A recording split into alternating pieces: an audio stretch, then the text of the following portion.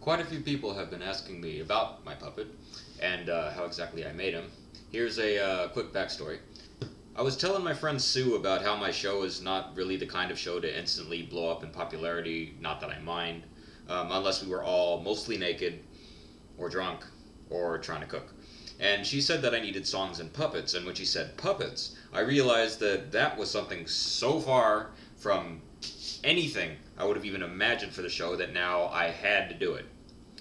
So I spent 3 days figuring out how to make a puppet and somehow did not screw it up on the first try. So to make the head, I decided using two half balls of styrofoam would be easiest. You can get these at a craft store or a fabric store. An alternative is to buy a styrofoam block and carve the shape into whatever you want. I also bought a yard of felt for the skin, plus several sheets of felt for the hair and the eyes. I had bought ping pong balls for the nose and the ears, but ultimately I didn't use them. I also bought a can of spray adhesive. Other items you'll need are tacky glue, sticky back Velcro, scissors, Sharpie, needle and thread, and kitchen knives, or just something to cut the styrofoam with. So, first I cut one half ball into quarters, so 1/4 piece would be the jaw. Styrofoam will flake off and shed all over the place, so be prepared for that. Then I cut out a space for my thumb to manipulate the jaw. Carving the space for your hands will take some trial and error. Don't be afraid to cut out too much. You can always pad the space with something.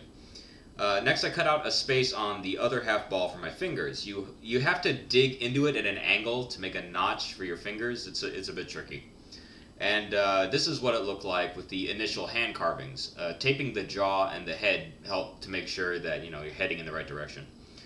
For skin, it's ideal to find a material that stretches. Unfortunately, I couldn't find anything, so felt had to do. Felt doesn't have much give, so it's not easy to work with. I don't know how to sew or fit fabric to round surfaces, so this part was all improvised. I took the yard of felt and folded it over the lip of the half ball, and glued it with spray adhesive.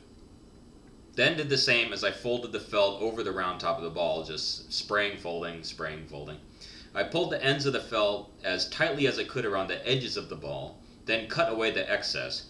I folded the loose parts, marked and cut away the flaps, and then glued in the remaining pieces. So there are big cut lines, and it got kind of messy around the back half, but it's not all that important if that happens, considering later you're going to cover the back half of the head with hair.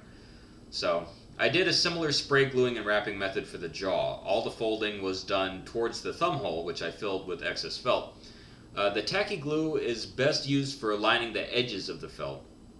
Also, later on, dabbing it in places that you found you missed earlier. The tacky glue is also good to make sure that the sticky back Velcro stays in place once you've decided where you want to put it. I cut out several shapes of eyes and eyebrows. I used the hook side of the sticky back Velcro on all the pieces so I could move them around if necessary. Hair is easier if you're using yarn or a wig, but my head shaved and I wanted it to look like me. I cut out gray felt in the approximate shape of my hairline, then spray gluing, folding, cutting, etc., which by that point was much easier. Then I covered the inside of the mouth with felt.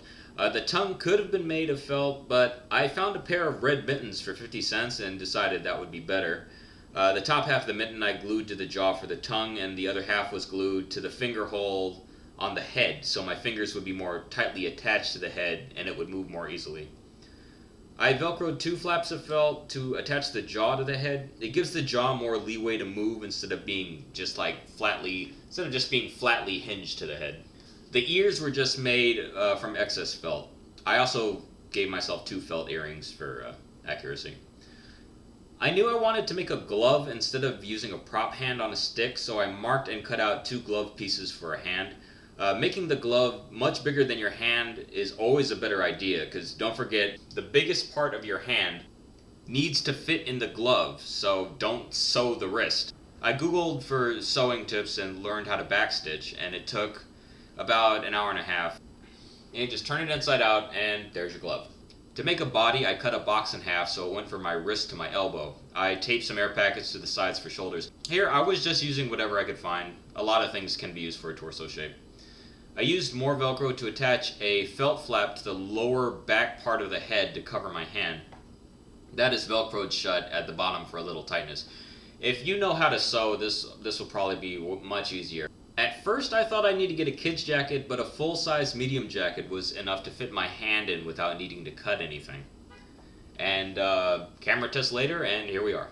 Fortunately, I didn't need to start over at any point, and everything went better than expected, so I still have more than enough felt to make another one if I wanted to, plus that other quarter piece of a jaw, and all I need to get is another half ball. So overall, the materials cost was somewhere around $40 total if you don't already have some of that stuff. So as you can see, there was a lot of improvising, but figuring out practical solutions to the little things was half the fun.